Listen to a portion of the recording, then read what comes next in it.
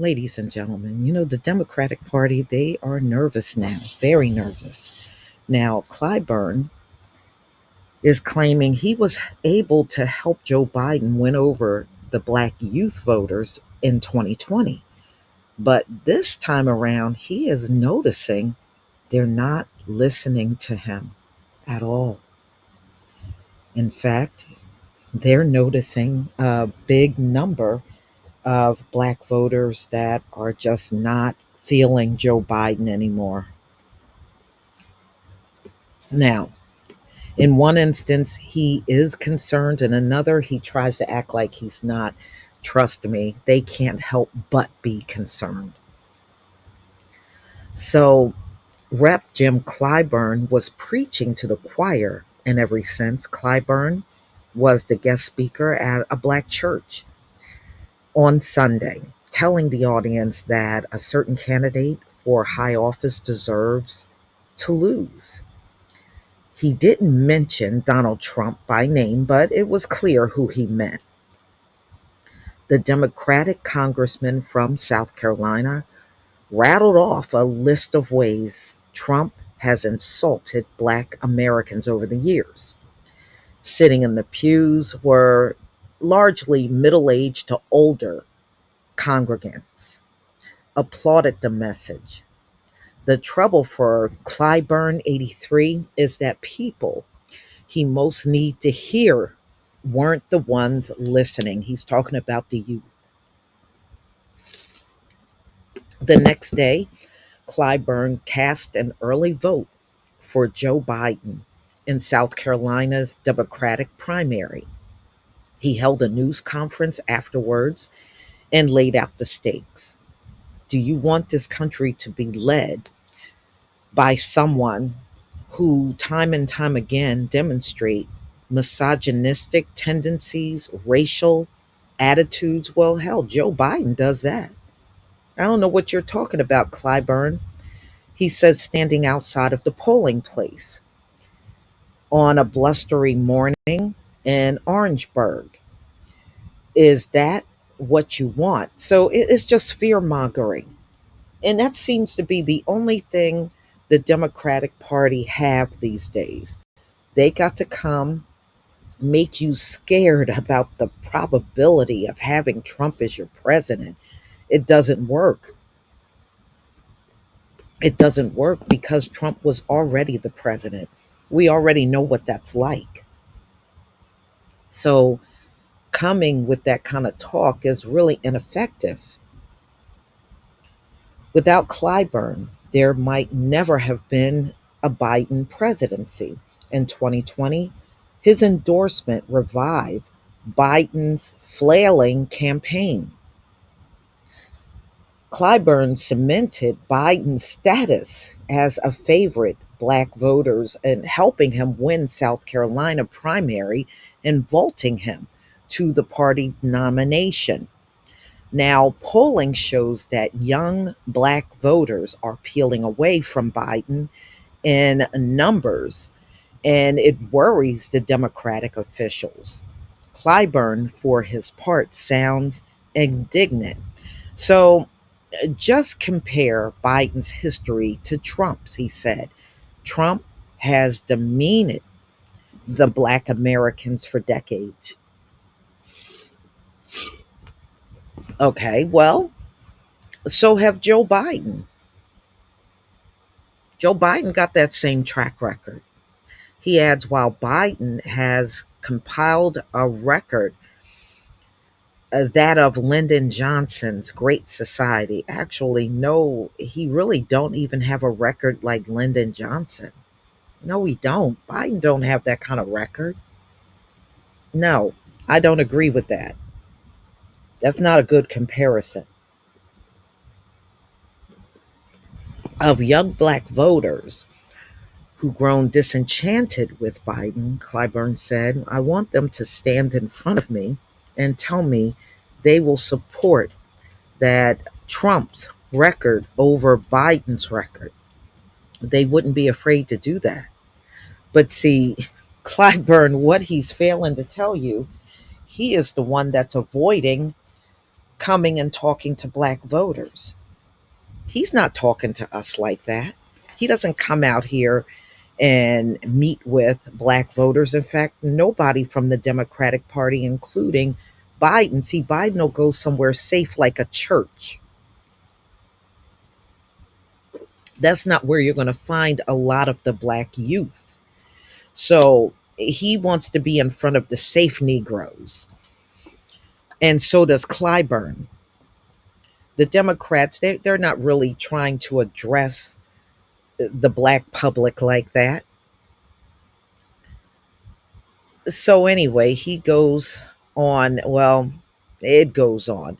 NBC News poll in 2023 found that black voters overall favored Biden over Trump by 73% to 17%.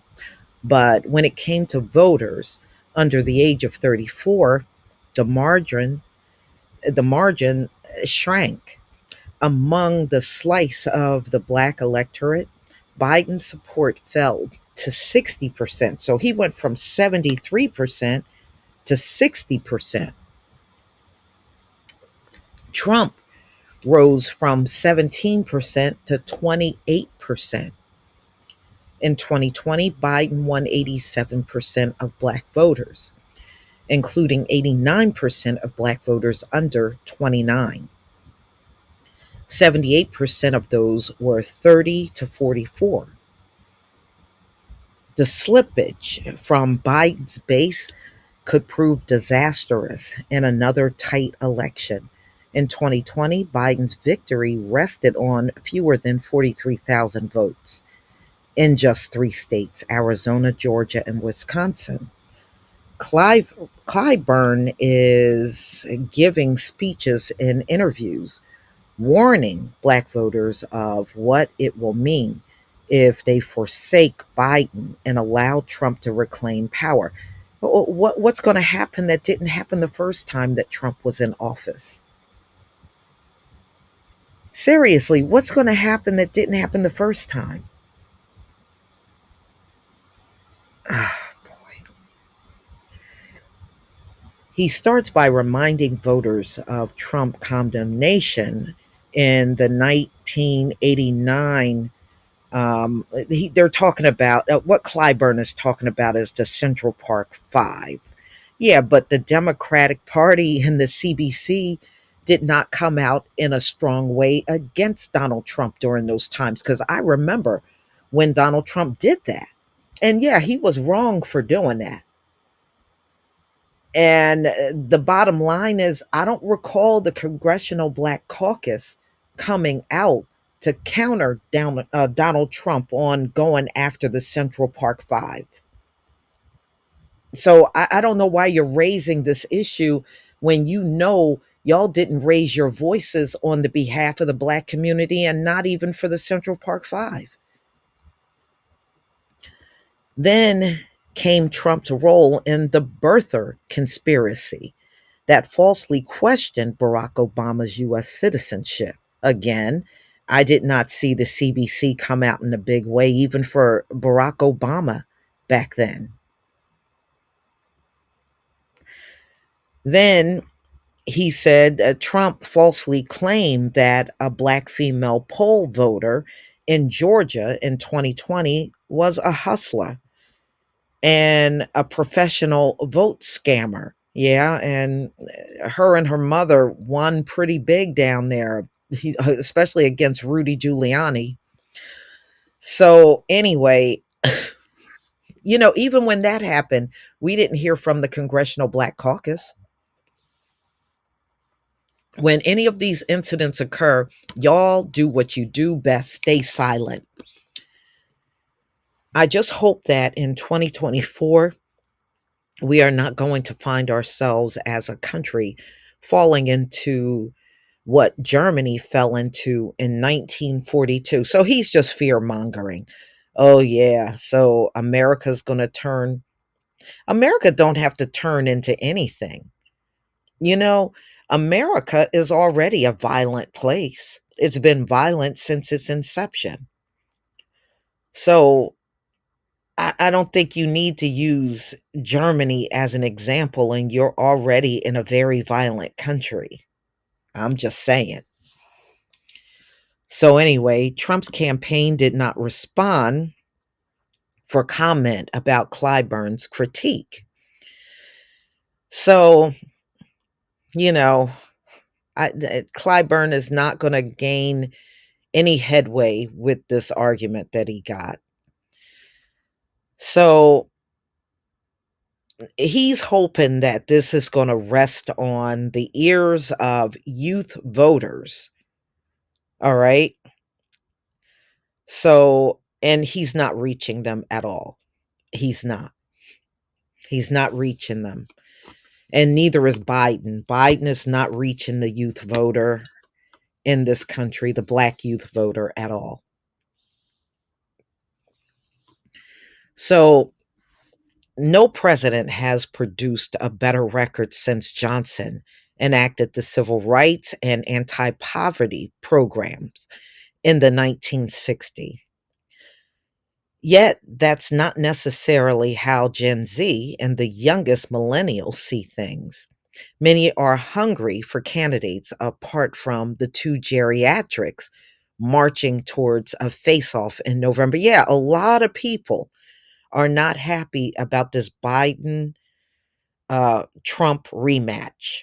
A lot. And the youth, they're also saying the same thing. They are not happy about these two old men coming together to fight for the presidency. There are a lot of people are not enthused by that. And that being said, y'all, I really truly believe November is going to be a very low voter turnout in this country. I really do. I think it's not going to be a big election time. I think it's going to be contrary to anything you've seen in the past. I would not be surprised if the low voter turnout is record breaking. So they're saying neither Biden's message nor Trump's are proving to be that compelling. When it comes to politics, young voters aren't taking cues from long-standing institutions and party leaders, a former Biden administration official said, speaking on the condition, of course, they want to be anonymous as usual, to discuss, frankly, some of the president's electoral vulnerabilities. They're instead looking for people in the culture, social media influencer, grassroots leaders, and urban radio. Black voters are not going to be rubber stamped for the party. Yeah, well, putting out these messages that we should be scared if Trump gets back in, that's definitely going to fall flat, and it is falling flat. So they did interviews with black college students, and it revealed a glaring generation gap,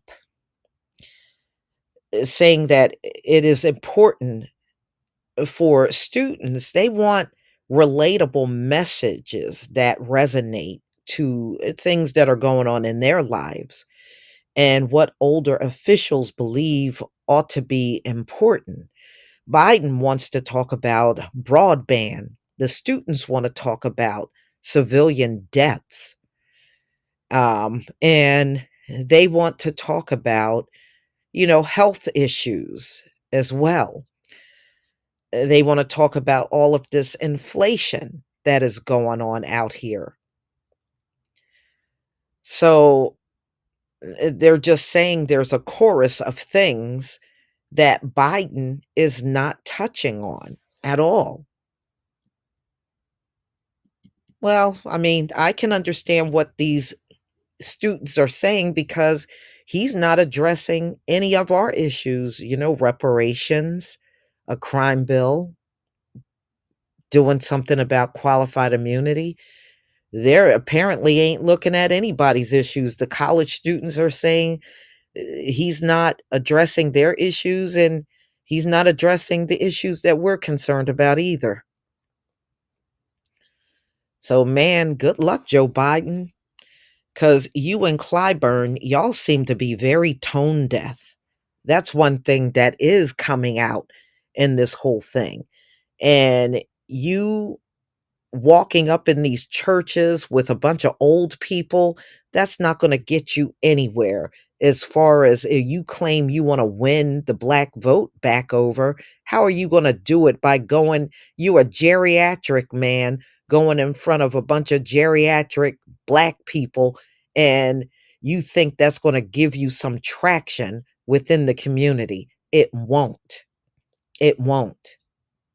So, what you need to do is get from under the safe Negro crowd and come address the rest of us.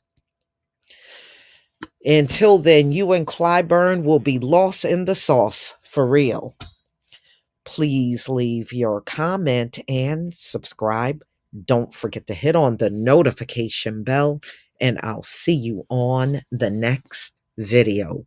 Peace, family.